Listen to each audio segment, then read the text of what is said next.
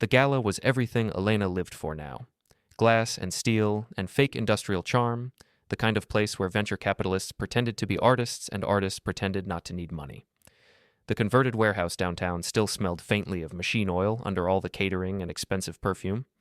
I stood near the bar, nursing a whiskey I hadn't asked for, watching my wife work the room like she owned it. She practically did, in her mind. Brand director at Hale Technologies, the hottest mid-tier tech company in the city. 6 months into the job, and she'd already orchestrated this entire event, the Innovation Nexus Gala, complete with projection mapping on the brick walls and a DJ who cost more than my first car. I was furniture. Expensive furniture she'd inherited through marriage, the kind you kept around because it looked good in photos but never actually sat on. Old money she'd taken to calling me in private, not as an endearment. "Daniel, sweetheart, mingle," she'd said an hour ago, patting my arm like I was a golden retriever. Then she'd floated away in her silver dress, gravitating immediately toward Tyler Grant's orbit. Tyler, VP of Growth. Mid-30s, gym-sculpted, with a kind of tan that came from scheduled appointments and the confidence of a man who'd never been truly afraid of anything. He had his hand on the small of her back now, fingers splayed, possessive, and familiar. They stood near the stage with Nadia, Elena's colleague, who wore a dress 2 sizes too small and lived for moments like these. I watched them from across the room. Not obviously. I'd gotten good at watching without being seen. "Don't worry," Elena's voice carried just far enough. She was leaning close to Tyler, her lips nearly brushing his ear. "He's just old money. Powerless." The word hung in the air like a blade. Tyler laughed, the sound rich and dismissive. His hand slid lower. She didn't move away. I took another sip of whiskey. It burned less than it should have. Then the lights dimmed. The DJ cut the music mid-beat, and Victor Hale walked onto the stage. 50-something, silver at the temples, wearing the kind of casual confidence that came from being the public face of success. The crowd shifted, conversations trailing off into anticipatory silence. Victor reached the microphone, scanning the room with practiced charm. His eyes swept past the front tables, past the cluster of investors, past Elena and Tyler, and stopped on me. I saw it happen in real time. The color drained from his face. His throat worked, swallowing nothing. The hand holding his notes trembled, just slightly, just enough that the papers rustled audibly through the sound system. "Good evening," he started, but his voice cracked. He cleared his throat, tried again. "Good evening, everyone. Thank you for—" Another glance my direction. Another falter. The room noticed. Heads turned. I felt the weight of 100 curious stares, including Elena's. She was frowning now, confused, her perfect composure showing its first crack of the evening. Victor's lips moved silently for half a second. Then he spoke directly to me, the microphone catching every word. "Sir," he said, and his voice was trembling. Actually trembling. "I didn't realize you were here tonight." The silence that followed was absolute. Elena's confusion shifted to something sharper. Alarm, maybe. Or the first creeping edge of understanding that she'd miscalculated something fundamental. Tyler had gone rigid beside her, his hand finally dropping away from her back. Nadia's mouth formed a small, perfect O. I raised my glass slightly. A minimal gesture. Acknowledgement without warmth. Victor seemed to take that as permission to continue existing. He fumbled through the rest of his opening remarks, stumbling over words he'd probably rehearsed 100 times. The confident founder was gone, replaced by something smaller and much more afraid. I didn't move, didn't smile. Just stood there, furniture that had suddenly remembered it could bite. That was the moment the room discovered I wasn't decoration. That was the moment everything started to burn. As the story unfolds, hit the hype button, like, subscribe, and write in the comments. Would you forgive them or walk away? The morning after the gala, Elena came downstairs at 10 with the kind of hangover that made people believe in divine punishment. Her hair was a disaster, last night's makeup smudged around her eyes, and she moved like someone navigating a minefield. I was already dressed, sitting at the kitchen island with coffee and the newspaper I still insisted on getting in print. Old habits from old money, she used to say. Now she didn't say anything, just grunted and reached for the espresso machine. "Victor was weird last night," she said finally, her voice rough. "What was that about?" I turned a page. The rustle of newsprint was satisfyingly loud in the quiet kitchen. "Which part?" "You know which part. The whole sir thing, the stammering." She pulled a cup down from the cabinet with more force than necessary. "Did you two have some kind of run-in I don't know about?" "We've known each other a long time," I said, which was true and also not an answer. She waited for more. I didn't give it to her. This was one of her techniques. Silence as a weapon, waiting for the other person to fill the void with explanations and apologies. I'd watched her use it in 100 arguments, 1,000 small power plays. It didn't work when you had nothing to apologize for. Finally, she made a disgusted sound and turned back to the espresso machine. Whatever. He made it weird for everyone. Nadia's already texting about it. Of course she was. Nadia lived for drama the way plants lived for sunlight. I'd counted on that. I'm sure it'll blow over, I said mildly. Elena didn't respond. She was scrolling through her phone now, squinting at the screen. Her thumbs moved fast, typing something.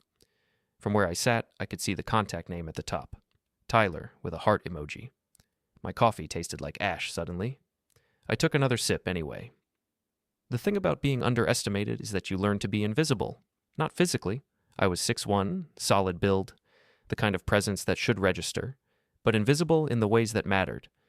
People looked past me, through me. I was the quiet guy who'd retired early at 40, living off investments and old family money, content to let his ambitious wife shine. They didn't know the retirement had been strategic, that I'd orchestrated a buyout of my consulting firm at exactly the right moment, selling high and walking away with enough to make real plays in the market. That the family money they dismissed so easily gave me access to boardrooms they'd never see. They didn't know that Victor Hale's first company, the one before Hale Technologies, had been 36 hours from complete collapse when I'd walked into his office with a term sheet and a pen. I'd saved his life, professionally at least, and in return, I'd gotten a silent partnership that had converted, just 2 months ago, according to the paperwork I'd reviewed with my lawyer, into a substantial equity stake in his new venture, including veto rights on certain board decisions, including control over what Victor liked to call special initiatives, like Elena's Brand Renaissance initiative, the project that had gotten her promoted, the budget that had funded last night's gala, my money, my equity, my capital keeping that company alive and making my wife look like a star, and she'd called me powerless. I folded the newspaper carefully and stood. Elena was still texting, her back to me, completely absorbed in whatever Tyler was saying. The intimacy of it, the way she smiled at her phone, private and soft, hit harder than the words from last night. I have some meetings today, I said. She didn't look up. I'll probably be late. That's fine. I have dinner with the team anyway. Still not looking. Tyler's treating everyone to celebrate the gala success. Of course he was. Have fun, I said, and walked out of the kitchen. Behind me, I heard her laugh at something on her screen. The sound followed me up the stairs, into my study, where I closed the door and finally let myself stop pretending. The study was mine. Elena never came in here. She found it boring, all dark wood and old books and filing cabinets that actually contained files instead of serving as decorative storage. I sat down at my desk and opened my laptop. 3 clicks brought up the shared calendar we'd set up years ago when we were still trying to be the kind of couple who communicated. She rarely updated it anymore, but the syncing still worked. I scrolled through the past month. Late nights at the office, marked vaguely as team strategy or launch prep. Weekend emergency meetings that lasted hours. A pattern, clear and damning, of time that lined up perfectly with Tyler's schedule. I'd suspected for weeks, maybe months, if I was honest with myself. The cologne on her clothes that wasn't mine.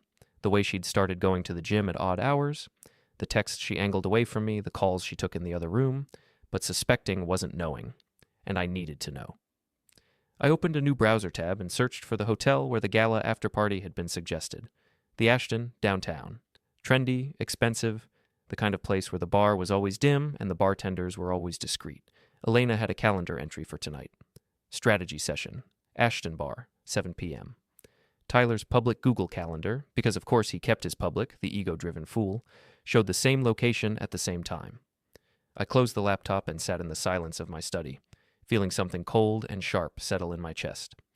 Not heartbreak. Heartbreak would have been cleaner. This was the sound of restraint cracking. The moment when the quiet guy, the furniture, the powerless old money husband decided he was done being any of those things. I picked up my phone and texted my lawyer, Priya. Simple message. Need to meet. Soon as possible. Bring everything we have on Hale Technologies. Her response came back in 30 seconds. Tomorrow morning, 10, my office. I sent back a thumbs up and set the phone down. Tonight, I'd confirm what I already knew. Tomorrow, I'd start burning it all down. But first, I needed evidence. Real evidence. The kind you couldn't dismiss or explain away with lies about late meetings and team strategy. I needed to follow them. Victor's office was on the top floor of Hale Technologies headquarters, all windows and modern furniture and the kind of view that cost extra. He stood when I walked in, hand extended, smile plastered on, but his eyes were afraid. "Daniel, good to see you. It's been too long." I didn't shake his hand, just walked past him to the windows and looked out over the city. Let him stand there awkwardly, arms still half extended, wondering what game we were playing. 5 years, I said. That's how long it's been since I walked into your old office with a term sheet. I remember. I saved your company, your reputation, your house, probably, if we're being honest. I turned to face him. $3 million when you were 36 hours from bankruptcy. Do you remember what you promised me in exchange? He swallowed. Partnership. Silent partnership, but loyalty, I said. You promised me loyalty, Victor. You said if I ever needed anything at all, I just had to ask. And I meant it. Daniel, whatever you need, I need you to tell me about the Brand Renaissance initiative. The fear in his eyes crystallized into panic. That's Elena's project. It's going great, actually. The Gala was a huge success. Media coverage exceeded expectations, and where did the funding come from? He stopped mid-sentence. What? The $3 million for the Brand Renaissance initiative, the Special Projects Fund. Where did it come from, Victor? His throat worked. Various sources. Series B capital allocation, some reallocation from other budgets. It came from my equity conversion. I said it flat and cold. My convertible note converted 2 months ago. The liquidation preference clause released capital. You took that capital and gave it to my wife for her little marketing project. It was a sound business decision. The initiative has strong ROI projections. Did you tell her where the money came from? Silence. Did you tell her, I repeated, that her big promotion, her gala, her entire success story for the past 4 months was funded by her husband's investment? I didn't think it was relevant. I laughed. Actually laughed. Victor flinched. Not relevant. Right. Because why would it matter that she's building her reputation on my money while calling me powerless? Daniel, I don't understand what... She's having an affair with Tyler Grant. The words hit like a physical blow. Victor actually rocked back on his heels. What? Are you sure? I'm sure. I have photos, emails, documentation. I walked closer, watching him process. They've been carrying on for months. Under your roof, Victor, in your company. He sank into his chair. Daniel, I didn't know. I swear I didn't know about any of that. I believe you, but here's what you need to understand. I leaned on his desk, close enough that he couldn't look away. I own 10% of this company. I have board observer rights that I'm now exercising. I have information rights. I have pro rata participation rights. Do you understand what that means? You have leverage. I have control. I straightened up. Not total control, but enough that if I start asking uncomfortable questions at board meetings, if I start requesting audits, if I start making noise about conflicts of interest and misuse of funds and inappropriate workplace relationships, your investors are going to get very, very nervous. You want me to fire them? It wasn't a question. No, not yet. I walked back to the windows. I want you to make them uncomfortable. Tyler's division, what is he responsible for? Growth, expansion, strategic partnerships. Merge it. Restructure. Corporate efficiency. Budget constraints. Whatever justification you need. Strip his title down to something meaningless.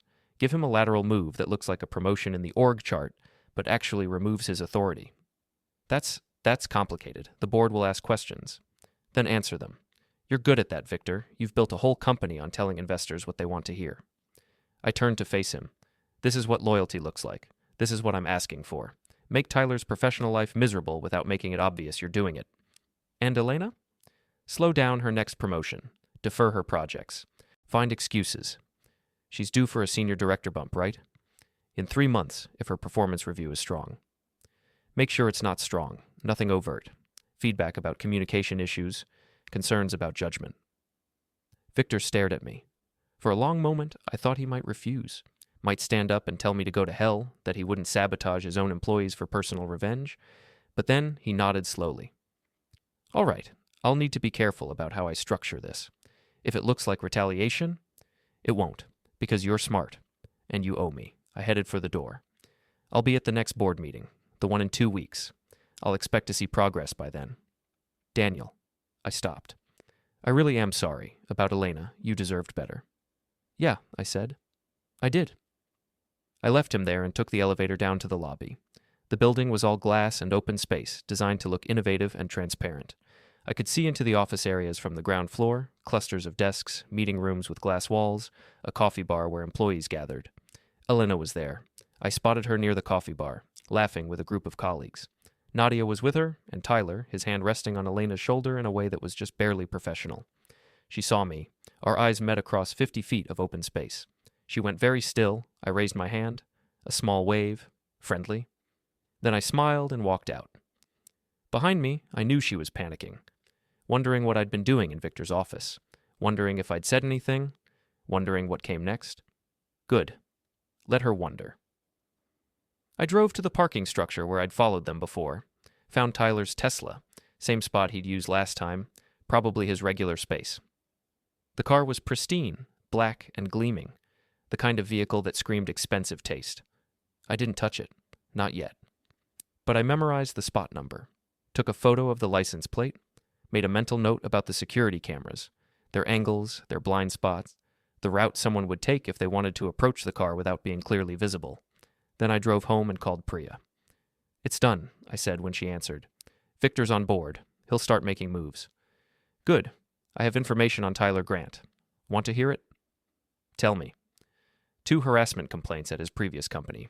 Both settled quietly with NDAs, but I have a contact who confirmed they were legitimate. Inappropriate comments to female employees, abuse of authority. Nothing criminal, but definitely fireable if it had gone to HR properly. Why didn't it? His CEO was his college roommate. They buried it with money and paperwork. Does Victor know? Not from any background check I can find.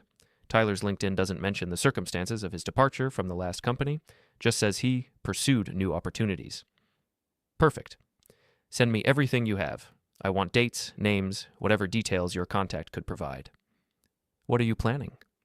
I'm not sure yet, but information is power, and I have a feeling Tyler's going to make a mistake soon. Daniel, be careful. If you push too hard... I'm always careful, I said, and hung up. That evening, Elena came home late, after midnight. She moved through the house quietly, probably thinking I was asleep. I wasn't. I was in my study with the lights off, door cracked open, watching her silhouette pass in the hallway. She went to the guest room, not our bedroom. For the first time since this started, I felt something like satisfaction. She was scared, off balance, the ground shifting under her feet. I closed my study door and pulled up Tyler's social media. His Instagram was public. Another gift of ego. Photos of him at the gym, at restaurants, at company events. Always looking good, always projecting success. I found a post from 2 weeks ago. Him standing next to his Tesla with a caption about living the dream and a location tag for a trendy downtown garage. The same garage I'd been to today. I liked the photo. A tiny gesture, easily missed. But Tyler would see it in his notifications. A reminder that I was watching, that I knew his routines, that the powerless husband was suddenly everywhere. Then I opened a burner email account and sent a message to Hale Technologies' anonymous HR tip line. Not mentioning Tyler by name, just concerned about potential workplace relationship between senior employees, possible conflict of interest, request confidential investigation. No accusations, just concern. HR would have to follow up. That was the policy. And once they started asking questions, people would talk. Nadia would talk. The bartender at the Ashton might remember them. The pattern would become visible. I sent the email and closed the laptop. Tomorrow, I'd follow Tyler, learn his routine, find the moment when he was most vulnerable. And then I'd teach him what powerless really meant. 3 days later, Elena stopped coming home at all. She texted me Tuesday morning. Staying at a friend's for a few days. Need space to think. I didn't respond. Just marked the message as read and went about my day. Priya called that afternoon. Victor pulled the trigger on the reorg. Tyler's division is being merged with operations under the guise of synergy optimization. He's keeping his VP title, but losing his team and his budget. The announcement goes out tomorrow. How's he taking it? According to my source, he's furious. Called an emergency meeting with Victor this morning. Lots of yelling. And Elena? Her performance review got delayed. Feedback about strategic misalignment and communication challenges with stakeholders. Nothing actionable, but enough to plant doubt. Good. I was sitting in my car outside Tyler's condo building. Modern high-rise, all glass and steel, downtown views. The kind of place that cost $8,000 a month. Keep watching. Let me know if either of them makes any aggressive moves. Daniel, where are you right now? Research. That's not an answer. It's the only one I'm giving. I hung up. Monday was 3 days away. 3 days to prepare for the final act. 3 days until I burned everything down. The boardroom at Hale Technologies was designed to impress. 20-foot ceilings, glass walls overlooking the city, a conference table that probably cost more than most people's cars. 8 board members sat around it when I walked in at 2 p.m. Monday, 7 investors, and Victor at the head. Elena and Tyler were there too, seated near the back.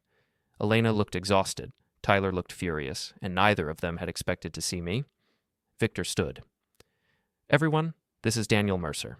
As some of you know, Daniel is one of our early investors and holds observer rights on the board. He'll be joining us today. I took a seat near the middle, across from a woman in her 50s who I recognized from Priya's research. Margaret Sutton, partner at the VC firm that led the Series B. The real power in the room. Thank you for having me, I said, pulling out a folder. I appreciate the opportunity to observe. Margaret nodded coolly. Of course, though I admit, we weren't expecting you. I've been remiss in exercising my rights, but recent developments have made me concerned about risk management at the company. I thought it prudent to participate more actively. Recent developments?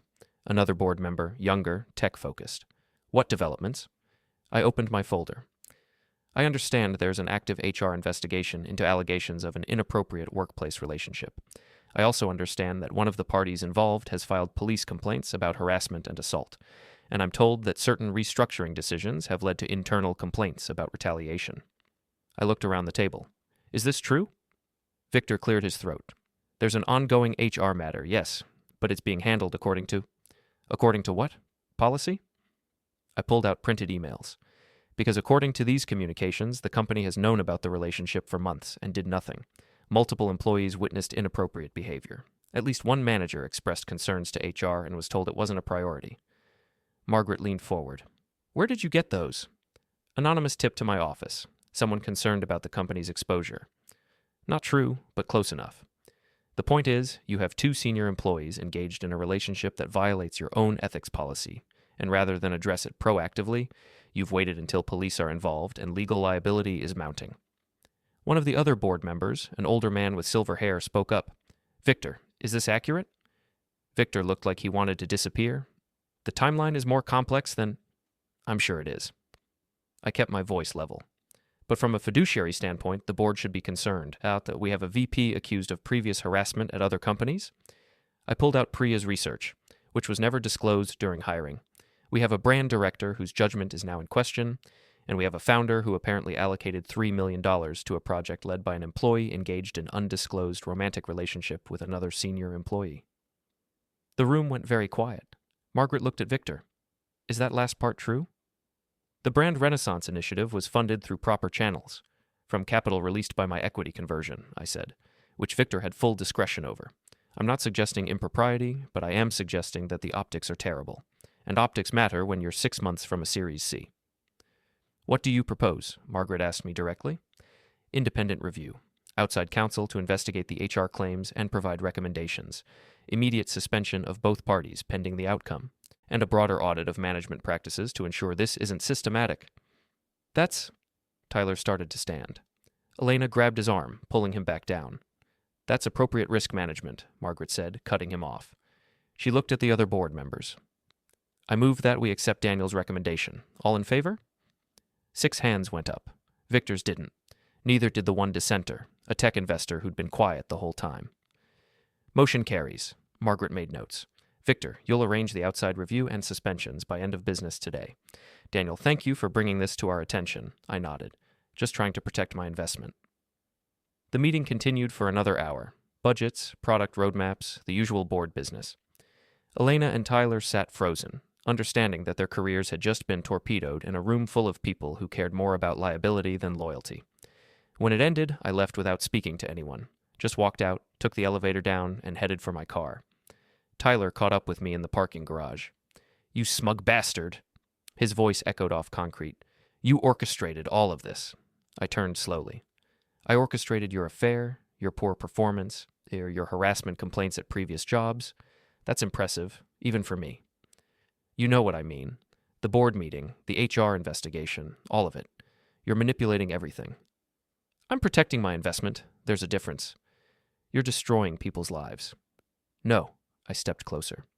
You destroyed your own life the moment you decided my wife was fair game. I'm just making sure everyone sees the rubble. He swung at me. Wild, emotional, the kind of punch that comes from rage instead of strategy. I sidestepped it easily, and when he stumbled past me, I shoved him hard.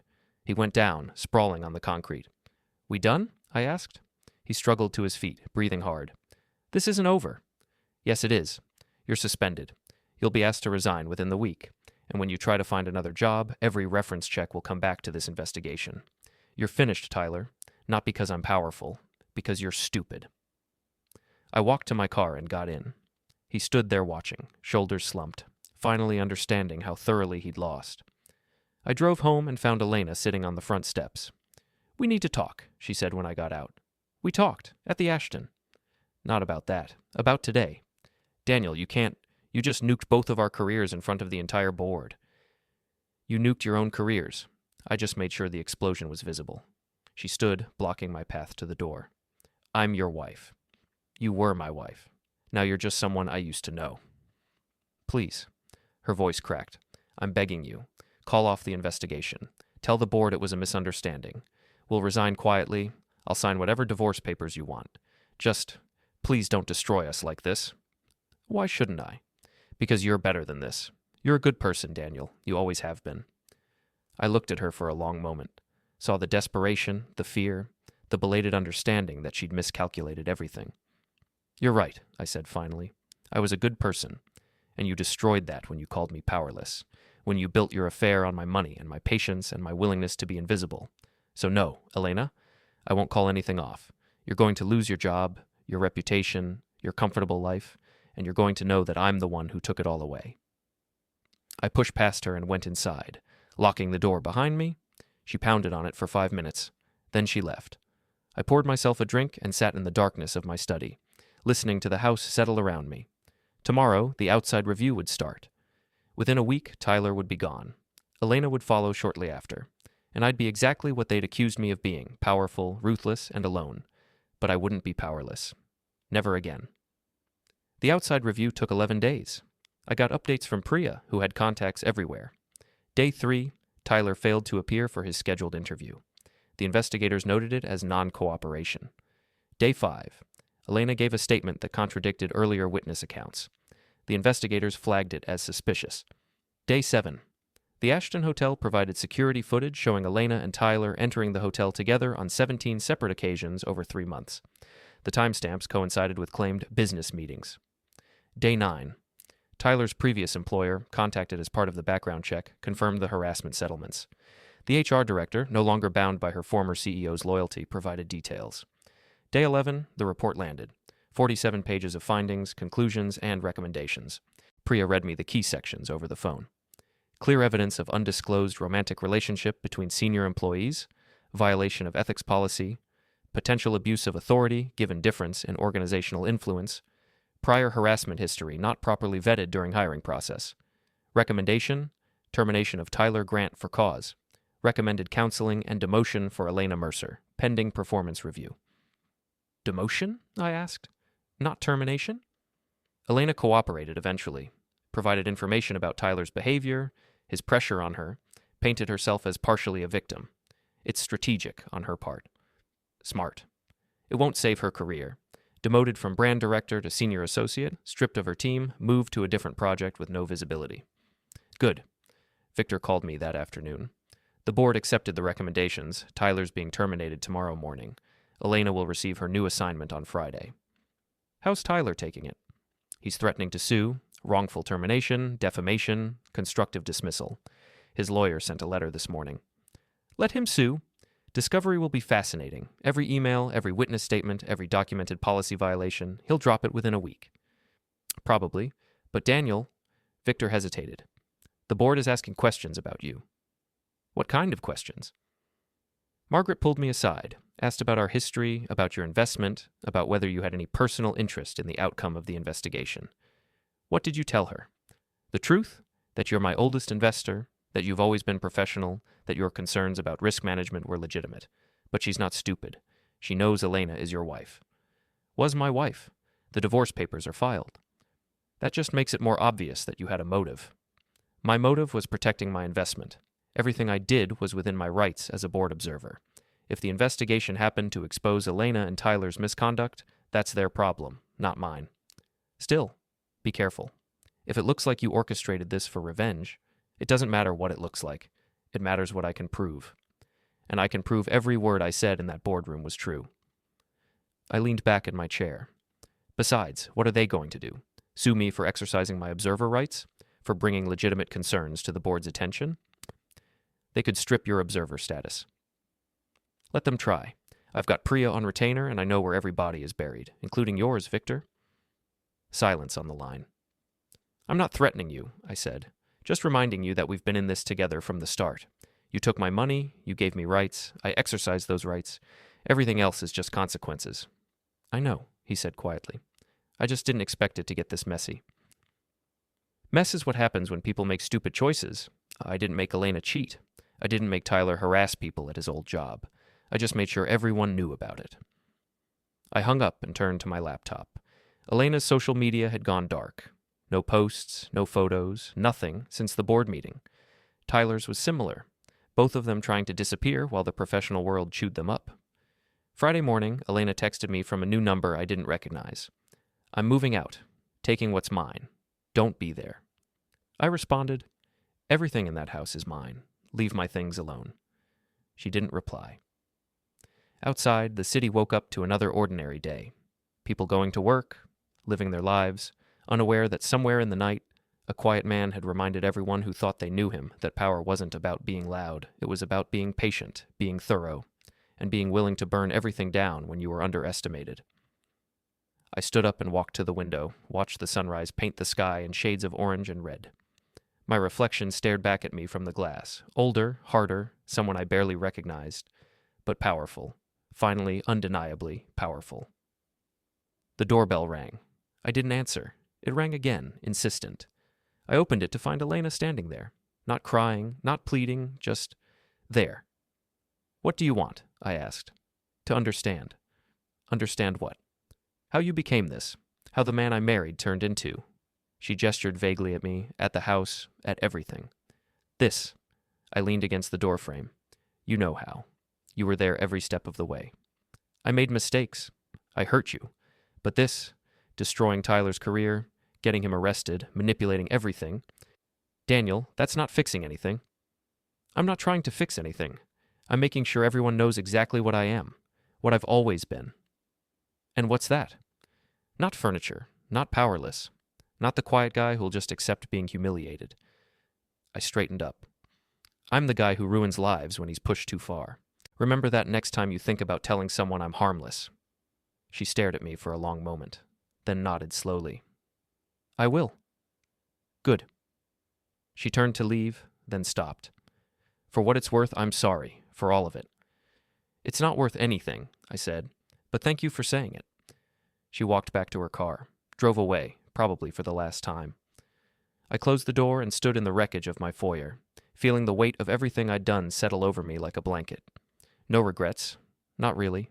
Just the cold satisfaction of knowing that when they saw me now, they wouldn't see furniture. They'd see exactly what I'd become.